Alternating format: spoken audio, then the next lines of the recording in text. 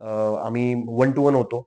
समोरासमोरच होतो. आमचं जवळपास पाकिस्तानची पोस्ट 350-400 मीटरवरती समोर होती. त्यांच्या सगळ्या ॲक्टिव्हिटीज आम्हाला दिसायच्या आणि एक दिवस तर म्हणजे ईदचा दिवस होता का समथिंग. त्या दिवशी त्यांच्याकडे त्यांच्या याच्यामध्ये त्यांची एफ-आर म्हणजे जिथं आम्ही राहतो अकोमोडेशन्स जे असतात, ते फायबरचे आणि याचे बनवलेले असतात. प्लास्टिक आणि फायबर रिइन्फोर्स्ड फायबरचे बनवलेले असतात. तिथे आग लागली त्यांच्या. प्रचंड आग लागली आणि मी माझ्या कंपनी हेडक्वार्टरमध्ये होतो आणि माझ्या फॉरवर्डमध्ये माझा 2IC होता. त्यांनी मला सांगितलं की सर ऐसा-ऐसा हुआ है. तो मीन्स बहुत आग लगी है और वो बाहर आके बैठे आणि म्हणजे आय डोंट एम्पथाइज और सिम्पथाइज विथ देम, पण त्यांची कंडिशन एवढी पुअर आहे आपल्या ॲडव्हर्सरीजची, की ते नॉर्मल आपले ब्लँकेट वगैरे असतात ना, तसे उडून वगैरे बाहेर येऊन बसले होते सकाळी-सकाळी आणि खूप आग लागली होती मागे आणि वर्स्ट सिच्युएशन. मग मी रिपोर्ट केला माझ्या कमांडिंग ऑफिसरला की असं-असं झालंय वगैरे.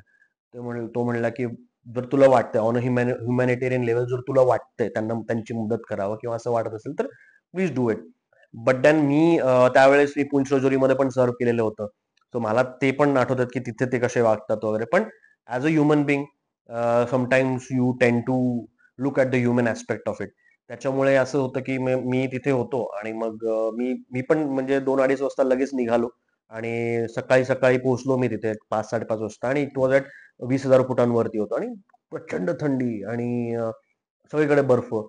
सो मी तिथे पोहोचल्यानंतर मी तिथे बघितलं म्हणजे आग वगैरे विझत आलेली होती. पण बाहेर सगळे असे बसलेले होते ते 5-6 जण होते.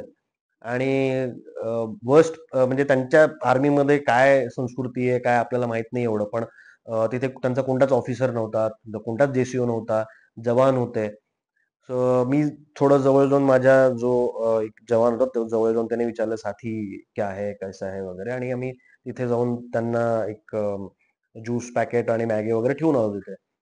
आणि तेवढंच म्हणजे तेवढंच इंटरॅक्शन. पण त्याच्यामध्ये पण त्यांना एवढं कुतूहल आणि त्यांना एवढं असं होतं, की बाबा आपल्यासाठी आपले लोक नाही आले आणि समोरच्यांनी आपली मदत केली वगैरे.